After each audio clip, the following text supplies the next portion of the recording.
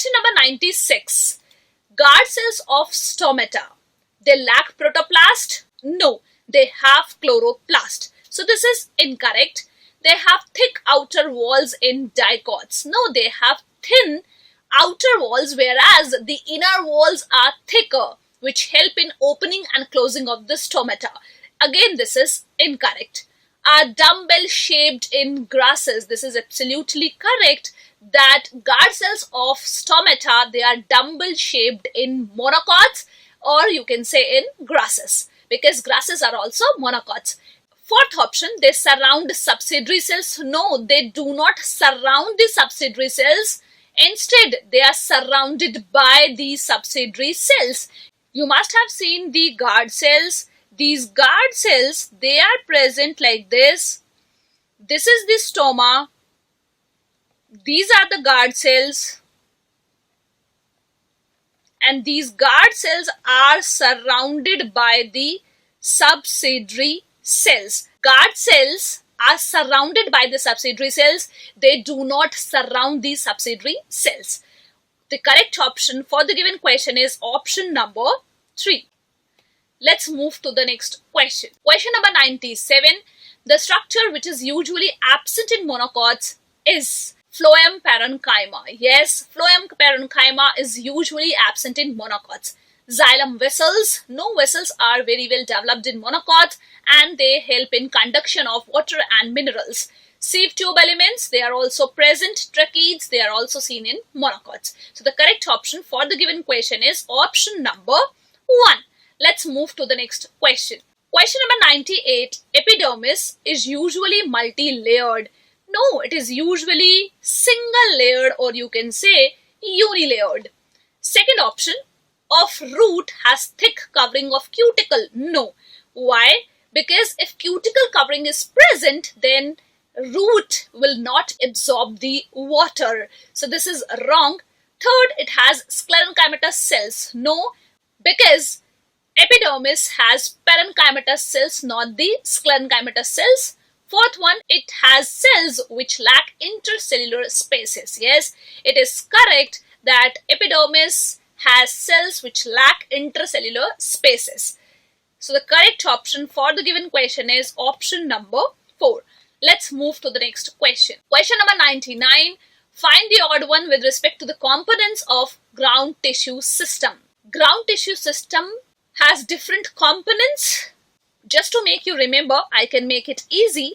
If you cut a section of a stem, then this outermost covering is epidermis. Inner to it, you will find the cortex. So this is your cortex. Now cortex can be divided into hypodermis, general cortex, and endodermis. So this endodermis is nothing but the innermost layer of the cortex. Now, this is your pericycle. And then inside the pericycle, you will find the vascular bundles. And the central region, it constitutes the pith or the medulla. Now, you can easily remember the tissue systems in plant. How? Because when you cut the section or the TS of stem or root, the outermost covering is the epidermis, inner to it is cortex, then pericycle, vascular bundles and pith. You have to just remember it. Now, this epidermis, it constitutes the epidermal tissue system.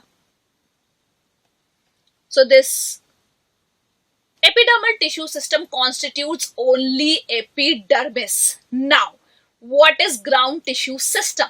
Ground tissue system has cortex, pith and the pericycle.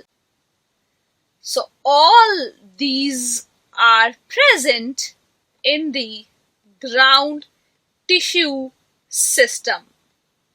Now, what about the vascular bundles? Vascular bundles are present in the vascular tissue system. So there are mainly three tissue systems: epidermis in epidermal tissue system, cortex, pith, pericycle in the ground tissue system, and the remaining vascular bundles, they are present in the vascular tissue system. Now, it's easy to remember and you can now easily find out the components of the ground tissue system. So what are the different components of the ground tissue system? Cortex, pith, and pericycle. Now find out the answer, where you have to find out the odd one with respect to the ground tissue system. Cortex, ground tissue system; pericycle, ground tissue system; medullary rays, they also constitute the ground tissue system. Xylem is a component of the vascular bundles and it constitutes the vascular tissue system. So this is not the component of the ground tissue system. So the correct option for the given question is option number 2. Let's move to the next question. Question number 100. Monocot root resembles dicot stem in having colon-chymatous hypodermis. Root lack hypodermis, be it monocot or dicot. So this option is ruled out. Water containing cavities in vascular bundles. Water containing cavities is present in the monocot stem, not in the monocot root. This option is really very confusing. Please pay attention towards it. So this is also wrong. Third option, radial vascular bundles. Yes, monocot root has radial vascular bundles, whereas dicot stem has conjoint collateral vascular bundles.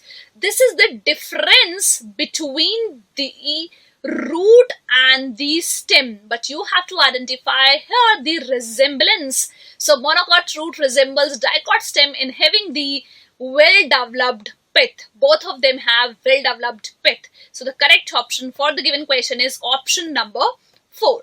Let's move to the next question.